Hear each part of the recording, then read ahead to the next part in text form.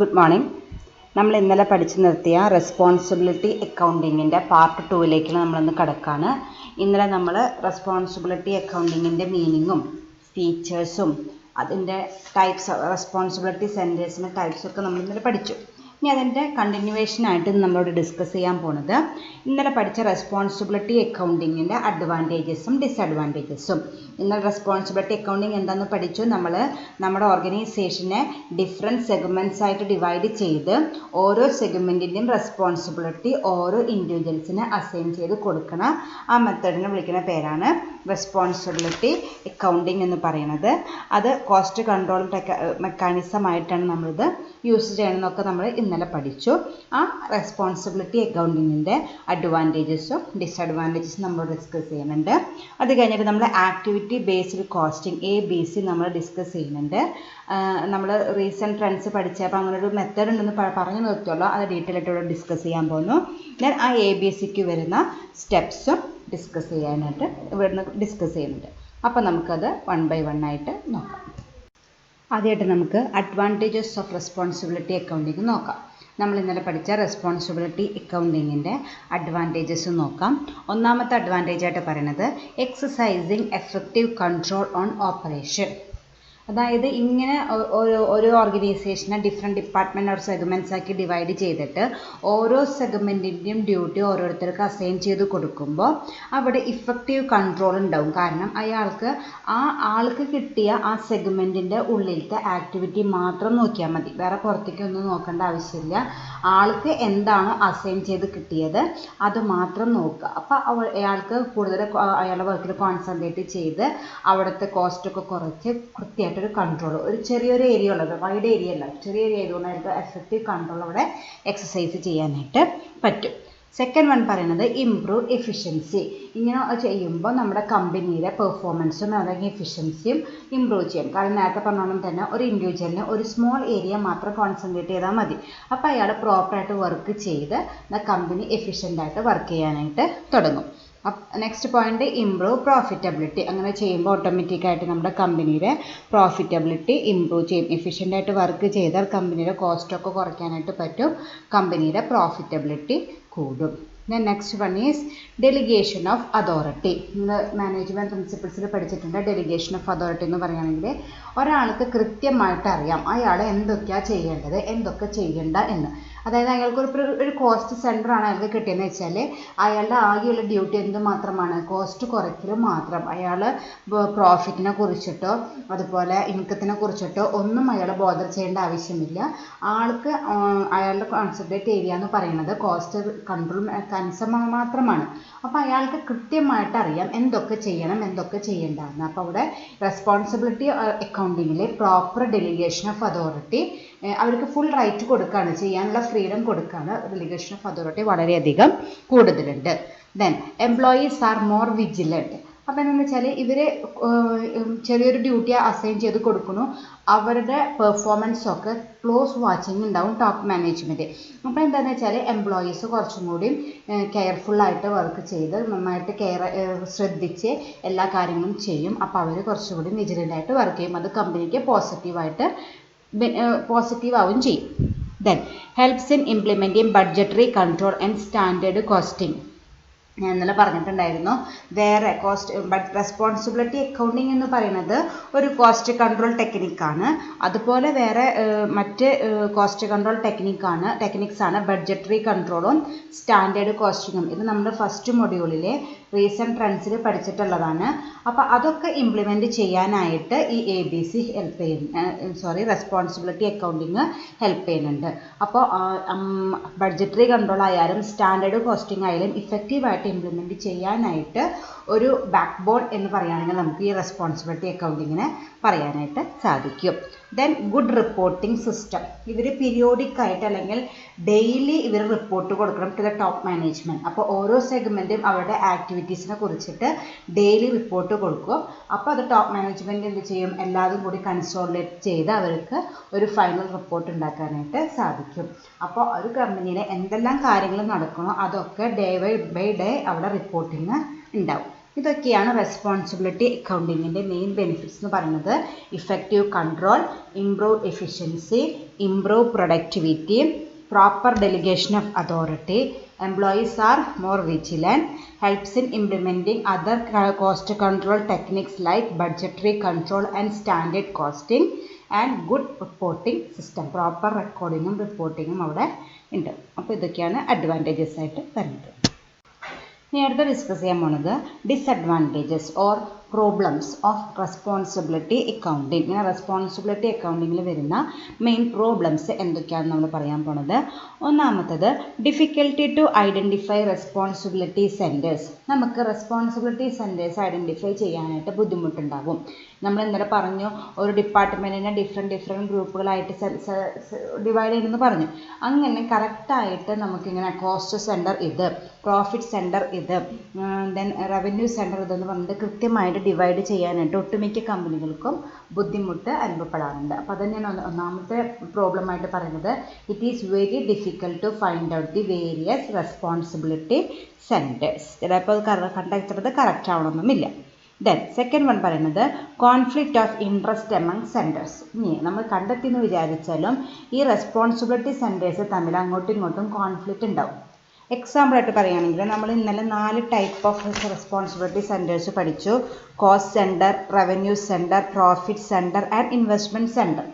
അതിൽ കോസ്റ്റ് സെൻറ്ററിൻ്റെ ഫോക്കസ് കോസ്റ്റിനെ കുറിച്ച് മാത്രം, റവന്യൂ സെൻറ്ററിൻ്റെ ഫോക്കസ് അവിടേക്ക് വരുന്ന ഇൻകത്തിനെ കുറിച്ച് മാത്രം, പ്രോഫിറ്റ് സെൻറ്ററിൻ്റെ ഫോക്കസ് എന്ന് പറയുന്നത് അതിലേക്ക് ഉണ്ടാക്കുന്ന ലാഭം, അതായത് പ്രോഫിറ്റിൽ നിന്ന് കോസ്റ്റ് മൈനസ് ചെയ്യും. അപ്പോൾ അതിൽ കോസ്റ്റ് സെൻറ്ററും പ്രോഫിറ്റ് സെൻറ്ററും അല്ലെങ്കിൽ റവന്യൂ സെൻറ്ററും പ്രോഫിറ്റ് സെൻറ്ററും എടുക്കുക. റവന്യൂ സെൻറ്റർ ഫോക്കസ് ചെയ്യുന്നത് ഇൻകത്തിനെ കുറിച്ച് മാത്രം, profit centre both cost and income. അപ്പോൾ രണ്ടിലും കോമൺ ആയിട്ട് വരുന്ന ഒരു സംഭവമുണ്ട്. ഇൻകത്തിനെ കുറിച്ച് ആര് നോക്കുന്നുണ്ട്? റവന്യൂ സെൻറ്ററും ബോദർ ചെയ്യണം, കൺസിഡർ ചെയ്യണം, ദെൻ പ്രോഫിറ്റ് സെൻറ്ററും കൺസിഡർ ചെയ്യണം. അപ്പോൾ അവിടെ കോൺഫ്ലിക്റ്റ് വരും. ഒരു കാര്യം തന്നെ 2 ഡിപ്പാർട്ട്മെൻറ്റ് ഹാൻഡിൽ ചെയ്യുമ്പോൾ അവിടെ കോൺഫ്ലിക്റ്റ് വരും. അപ്പോൾ conflict of interest among centres അടുത്തൊരു പ്രോബ്ലമാണ്. Both department handling the same topic അല്ലെങ്കിൽ same area, there is an scope for conflict of interest. അതാണ് സെക്കൻഡ് പ്രോബ്ലം ആയിട്ട് പറയുന്നത്. Then third one is not suitable for small and medium enterprises. It is only suitable for large enterprises. കാരണം അവർക്കൊക്കെ ആയിരിക്കും കുറേ responsibility centres assign ചെയ്യാൻ പറ്റുള്ളൂ. അത് കണ്ടെത്തിയിട്ട് ഓരോരുത്തർക്കും ഡ്യൂട്ടീസ് അസൈൻ ചെയ്യാൻ പറ്റുള്ളൂ. സ്മോളും മീഡിയം ഓർഗനൈസേഷനൊന്നും ഈ റെസ്പോൺസിബിലിറ്റി അക്കൗണ്ടിങ് ഇംപ്ലിമെൻറ്റ് ചെയ്യാനായിട്ട് ബുദ്ധിമുട്ടുണ്ടാകും. Then coordination of centres may be difficult. ഞാൻ നേരത്തെ സെക്കൻഡ് പോയിന്റിൽ പറഞ്ഞ ഏതാണ്ട് അതുപോലത്തെ റിലേറ്റഡ് പോയിന്റ് തന്നെയാണ്.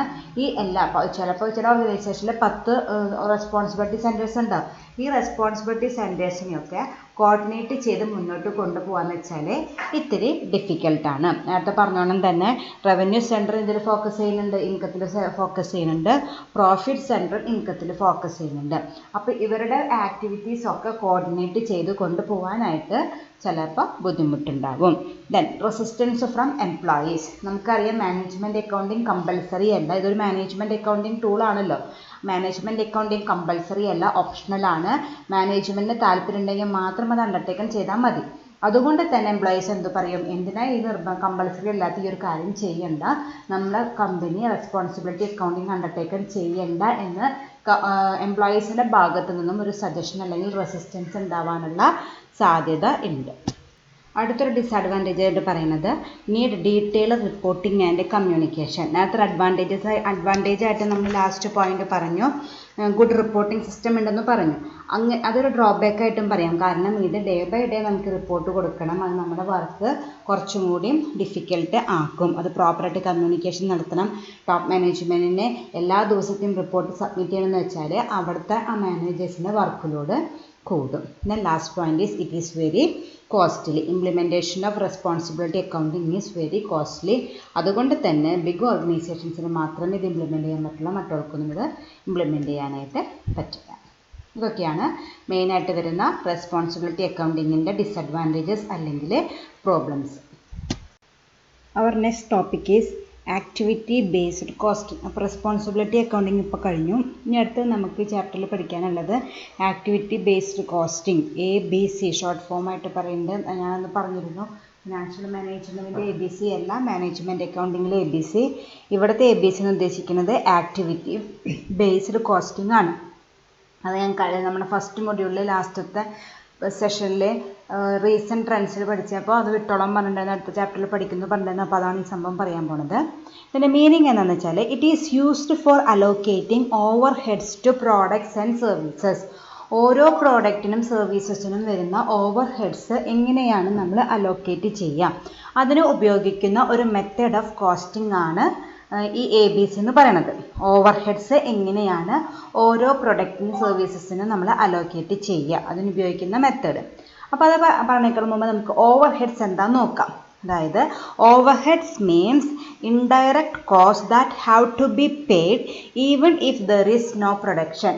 സാധാരണ ഒരു പ്രൊഡക്റ്റിന് കോസ്റ്റ് എപ്പോഴാണ് വരിക, പ്രൊഡക്ഷൻ നടത്തുമ്പോഴാണ്.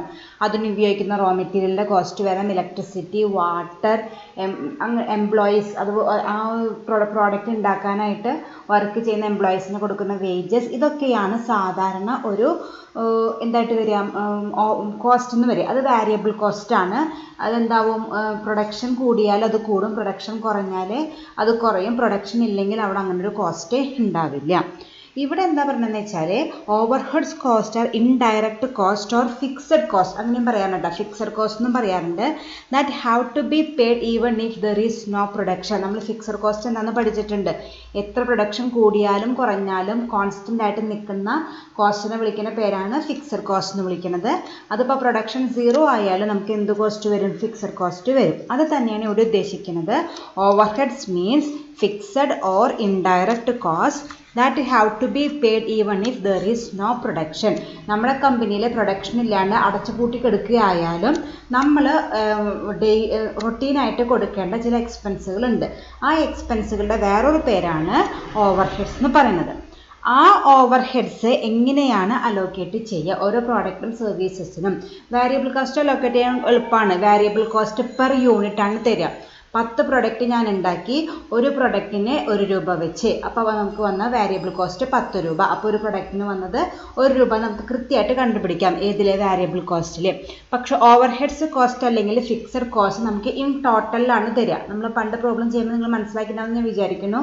എപ്പോഴും ഫിക്സഡ് കോസ്റ്റ് ഇൻ ടോട്ടലിലും വാരിയബിൾ കോസ്റ്റ് പെർ യൂണിറ്റ് ആയിട്ടാണ് തരിക. അപ്പോൾ വാരിയബിൾ കോസ്റ്റ് ഒരു പ്രൊഡക്റ്റിന്, ഇപ്പോൾ സപ്പോസ് 2 പ്രൊഡക്റ്റ് ഉണ്ട്, A എന്ന് പറഞ്ഞ പ്രൊഡക്റ്റും B എന്ന് പറഞ്ഞ പ്രൊഡക്റ്റും. ആ 2 പ്രൊഡക്റ്റിനും വാരിയബിൾ കോസ്റ്റ് 1 രൂപ 5 വയ്ക്കാം, 5 റുപ്പീസ് പെർ യൂണിറ്റ് ആണെന്ന് വിചാരിക്കാം. അപ്പോൾ A എന്ന് പറഞ്ഞ പ്രൊഡക്റ്റ് 2 ഉണ്ടാക്കിയിട്ടുണ്ടെങ്കിൽ മൊത്തം വന്ന വാരിയബിൾ കോസ്റ്റ് 10 രൂപ, ഒരു പ്രൊഡക്റ്റിന് 5 രൂപ വെച്ച്. ദെൻ അങ്ങനെയല്ല ഫിക്സഡ് കോസ്റ്റ് പറയാം.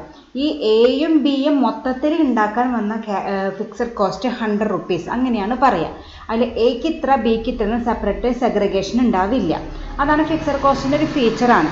അങ്ങനെ നമുക്ക് ഇപ്പോൾ ഈ പറഞ്ഞ എക്സാമ്പിളിൽ തന്നെ എക്ക് എത്ര ഫിക്സഡ് കോസ്റ്റ് വന്നു, ബിക്ക് എത്ര ഫിക്സഡ് കോസ്റ്റ് വന്നു എന്ന് കണ്ടുപിടിക്കാനായിട്ട് ഉപയോഗിക്കുന്ന ഒരു മെത്തേഡ് ഓഫ് കോസ്റ്റിംഗ് ആണ് ആക്ടിവിറ്റി ബേസ്ഡ് കോസ്റ്റിംഗ്.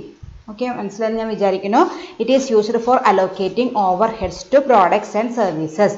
ഒരു പ്രൊഡക്റ്റിന് വന്ന ആക്ച്വൽ ഫിക്സഡ് കോസ്റ്റ് എന്നാണ്, ഒരു പ്രൊഡക്റ്റിന് ഒറ്റയ്ക്ക് വന്ന ഫിക്സഡ് കോസ്റ്റ് എത്രയാണെന്ന് കണ്ടുപിടിക്കാനായിട്ട് ഉപയോഗിക്കുന്ന മെത്തേഡ് ഓഫ് കോസ്റ്റിംഗ്.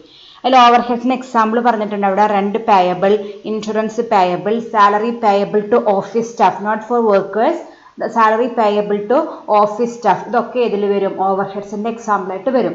ഈ എക്സ്പെൻസുകളൊക്കെ നമ്മുടെ കമ്പനി അടഞ്ഞു കിടന്നാൽ നമ്മൾ കൊടുക്കേണ്ടതാണ്. നമ്മൾ ഒരാളുടെ റെൻറ്റിന് എടുത്ത ബിൽഡിംഗ് റൂമാണ്, അതിന് നമ്മൾ വാടക കൊടുക്കേണ്ടതായിട്ട് വരും. അതായത് നമ്മൾ മന്ത്ലി ഇൻഷുറൻസ് പോളിസി ആൾ കൊടുക്കേണ്ടതായിട്ട് വരും. സാലറി ടു ഓഫീസ് സ്റ്റാഫ്, നമ്മുടെ ഓർഗനൈസേഷനിൽ വർക്ക് ചെയ്യുന്ന ഓഫീസ് സ്റ്റാഫിന് നമ്മൾ സാലറി കൊടുക്കേണ്ടതായിട്ട് വരും. ഇതൊക്കെയാണ് നമ്മൾ സാധാരണ യൂസ് ചെയ്യുന്ന ഓവർ ഹെഡ്, നമ്മുടെ കമ്പനിയിൽ വരുന്ന ഓവർ ഹെഡ്സ്. ഇനി കൺവെൻഷണൽ കോസ്റ്റിങ്ങിൽ ഈ അലോക്കേഷൻ എങ്ങനെ നടത്തുന്നത് വെച്ചാൽ അവർ കൃത്യമായിട്ട്, ഇപ്പം ഞാൻ നേരത്തെ പറഞ്ഞ എക്സാമ്പിൾ 2 പ്രൊഡക്റ്റ് ഉണ്ടായിരുന്നു, A പ്രൊഡക്റ്റും B പ്രൊഡക്റ്റും, എത്രയാണ് ആക്ച്വലായിട്ട് അവർക്ക് വന്ന ഓവർ ഹെഡ്സ് കോസ്റ്റ് ഒന്നും മെഷർ ചെയ്യില്ല.